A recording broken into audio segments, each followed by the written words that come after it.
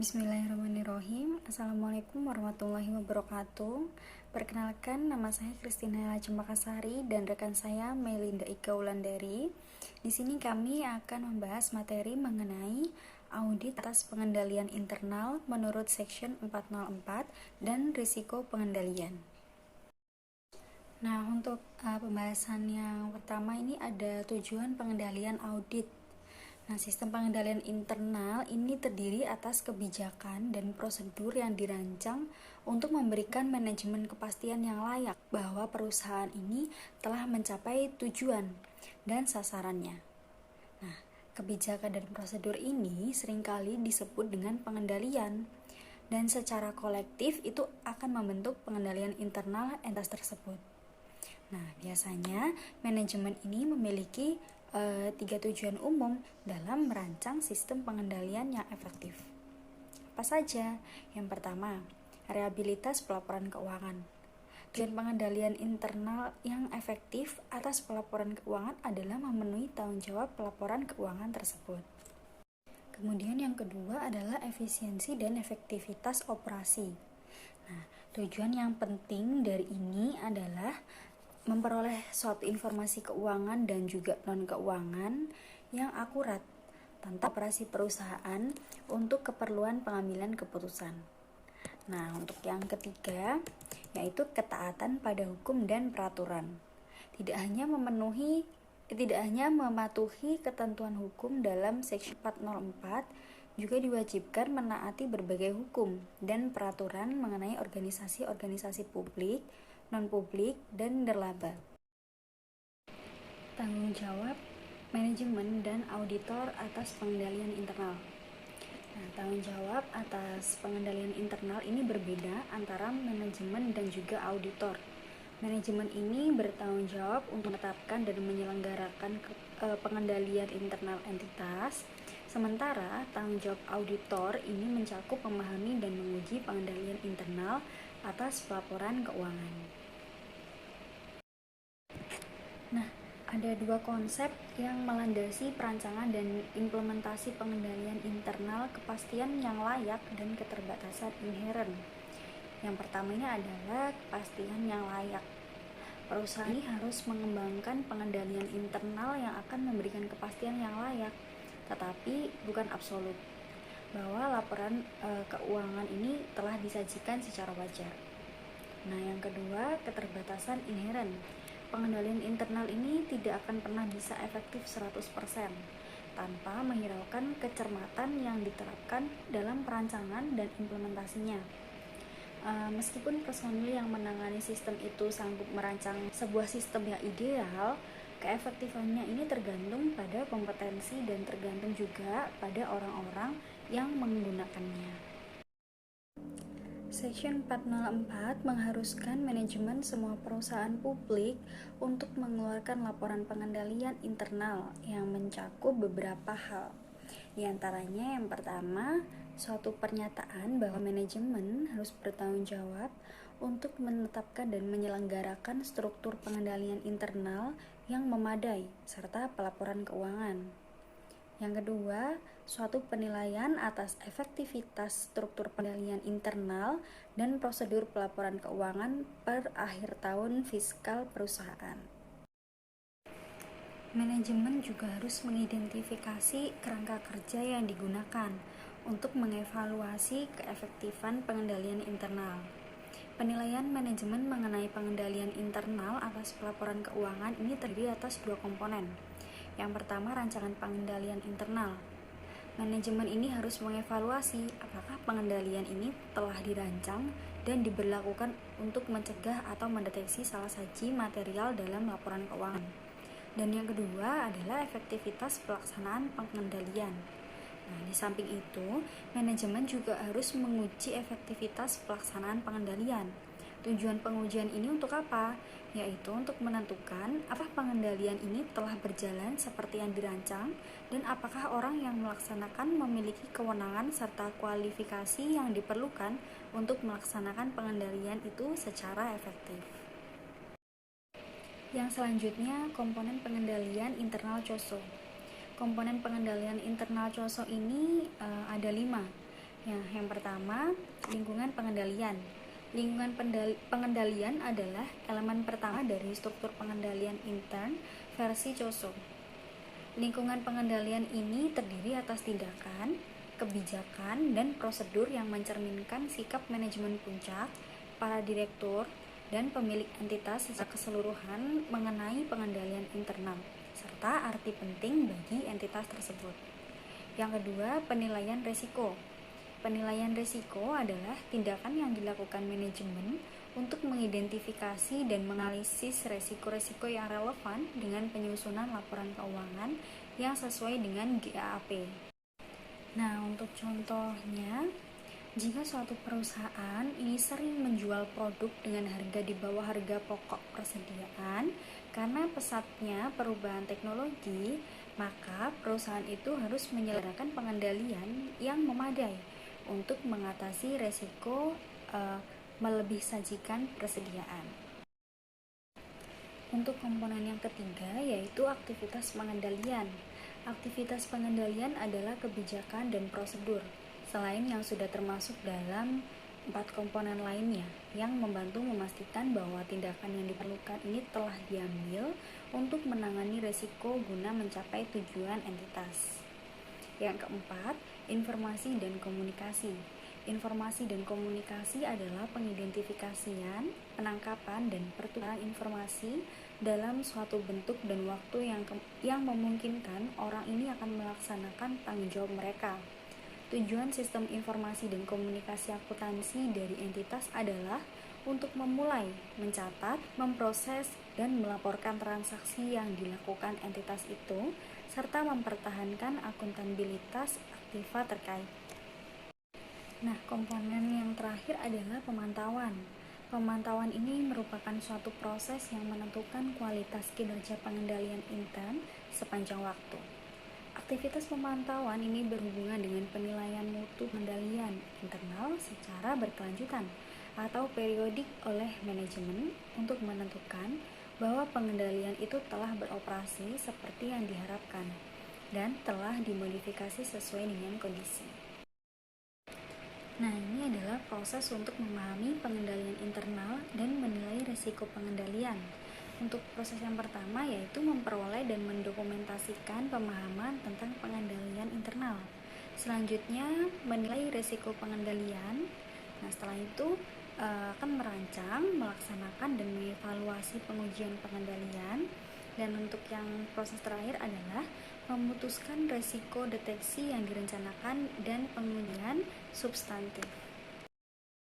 Memperoleh dan mendokumentasikan pemahaman tentang pengendalian internal. Biasanya auditor ini menggunakan 3 jenis dokumen untuk memperoleh dan mendokumentasikan pemahamannya atas perancangan pengendalian internal, yaitu antara lain yang pertama ada naratif. Naratif adalah uraian tertulis tentang pengendalian internal klien.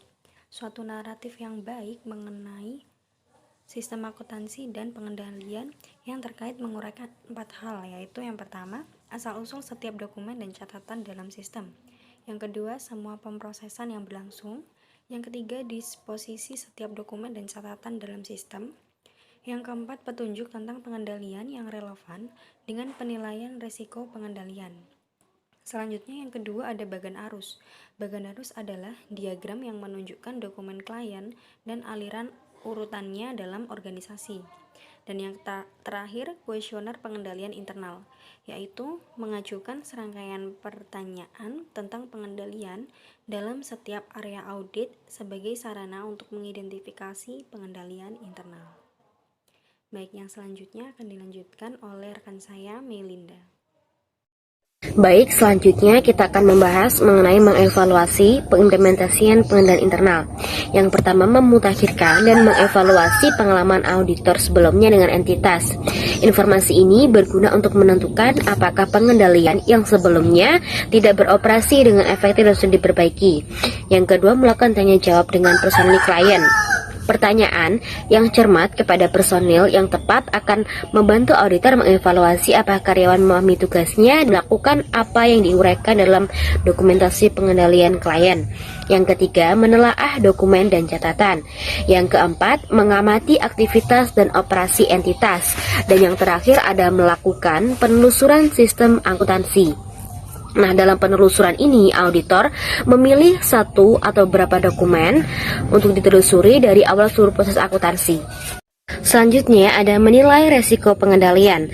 Auditor harus memahami perancangan dan pengimplementasian pengendalian internal untuk melakukan penilaian pendahuluan atas resiko pengendalian sebagai bagian dari penilaian resiko salah satu yang material secara keseluruhan. Nah, di sini ada dua faktor utama yang menentukan auditabilitas. Yang pertama, integritas manajemen. Nah, jika manajemen tidak memiliki integritas, maka sebesar auditor tidak akan menerima penugasan audit.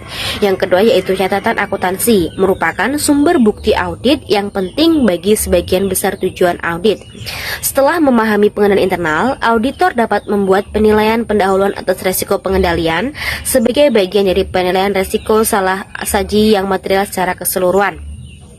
Banyak auditor yang menggunakan matriks resiko pengendalian atau control risk matrix untuk membantu proses penilaian resiko pengendalian.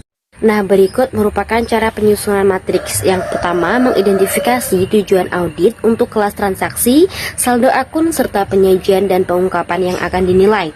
Yang kedua, mengidentifikasi pengendalian yang ada mengenai perolehan dan pendokumentasian pemahaman atas pengendalian internal untuk mengidentifikasi pengendalian yang berperan dalam mencapai tujuan audit yang berhubungan dengan transaksi. Yang ketiga, menghubungkan pengendalian dengan tujuan audit terkait. Dan yang terakhir ada mengidentifikasi dan mengevaluasi defisiensi pengendalian, defisiensi yang signifikan, dan kelemahan yang material. Auditing mendefinisikan 3 tingkat tidak diterapkannya pengendalian internal. Yang pertama, defisiensi pengendalian terjadi jika perancangan atau pelaksanaan pengendalian tidak memungkinkan karyawan perusahaan mencegah atau mendeteksi salah siji secara tepat waktu. Yang kedua, defisiensi yang signifikan terjadi jika ada satu atau lebih defisiensi pengendalian yang jauh lebih kecil ketimbang kelemahan yang material, tetapi cukup penting untuk diperhatikan oleh pihak yang bertanggung jawab mengawasi pelaporan keuangan perusahaan. Yang ketiga, kelemahan yang material terjadi jika defisiensi yang signifikan secara sendiri atau bersama-sama dengan defisiensi yang signifikan lainnya mengakibatkan kemungkinan lebih kecil bahwa pengendalian internal tidak akan mencegah atau mendeteksi salah saji yang material dalam laporan keuangan secara tepat waktu. Selanjutnya ada pendekatan 5 langkah yang dapat digunakan untuk mengidentifikasi defisiensi yang signifikan dan kelemahan yang material. Yang pertama, mengidentifikasi pengendalian yang ada. Yang kedua, mengidentifikasi tidak diterapkannya pengendalian kunci. Yang ketiga, mempertimbangkan kemungkinan pengendalian pengimbang. Dan yang keempat, memutuskan apakah ada defisiensi yang signifikan atau kelemahan yang material. Dan yang terakhir, menentukan salah saji yang potensial yang bisa dihadapi. Selanjutnya ada menghubungkan defisiensi yang signifikan dan kelemahan yang material dengan tujuan audit terkait. Sama seperti untuk pengendalian, setiap defisiensi yang signifikan atau kelemahan yang material dapat diterapkan pada satu atau lebih tujuan audit yang terkait. Yang kedua, menilai resiko pengendalian untuk setiap tujuan audit terkait. Inilah keputusan yang penting dalam evaluasi pengendalian internal. Auditor menggunakan semua informasi yang telah dibahas sebelumnya untuk menilai resiko pengendalian yang subjektif bagi setiap tujuan. Selanjutnya, komunikasi dengan pihak yang memikul tanggung jawab tata kelola.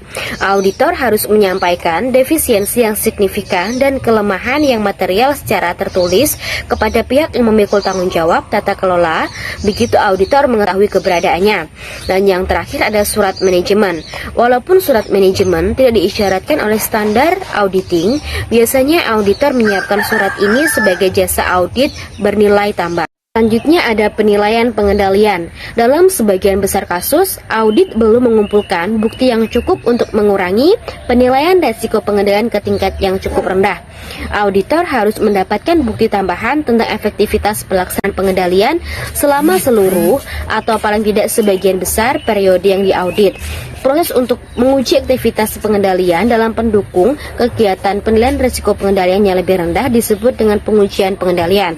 Nah, berikut ada 4 prosedur. Yang pertama, mengajukan pertanyaan kepada personil klien yang tepat.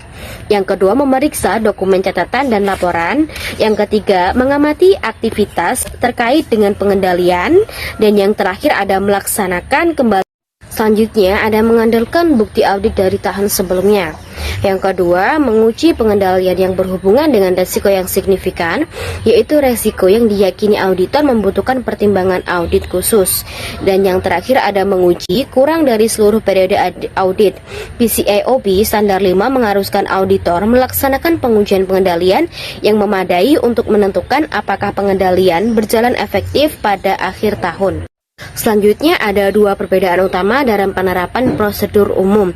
Yang pertama, untuk memahami pengendali internal, prosedur untuk mendapatkan pemahaman harus diterapkan pada semua pengendalian yang teridentifikasi selama tahap tersebut. Dan yang kedua, prosedur untuk memperoleh pemahaman hanya dilakukan pada satu atau beberapa transaksi atau dalam kasus observasi pada satu titik waktu. Selanjutnya ada memutuskan resiko deteksi yang direncanakan dan merancang pengujian substantif. Yang auditor menggunakan penilaian resiko pengendalian dan hasil pengujian pengendalian untuk menentukan resiko deteksi yang direncanakan seperti pengujian substantif terkait untuk audit atas laporan keuangan. Selanjutnya ada pelaporan pengendalian internal menurut Section 404. Yang pertama, pendapat wajar tanpa pengecualian, unqualified opinion. Auditor akan mengeluarkan pendapat wajar tanpa pengecualian mengenai pengendalian internal atas pelaporan keuangan apabila dua kondisi berikut berlaku. Yang pertama, tidak ada kelemahan material yang teridentifikasi. Yang kedua, tidak ada pembatasan atas ruang lingkup pekerjaan auditor. Yang kedua, pendapat tidak wajar atau adverse opinion. Bila ada kelemahan yang material, auditor harus menyatakan pendapat tidak wajar mengenai efektivitas pengendalian internal. Dan yang ketiga ada pendapat wajar dengan pengecualian atau menolak memberikan pendapat, qualified or disclaimer of opinion.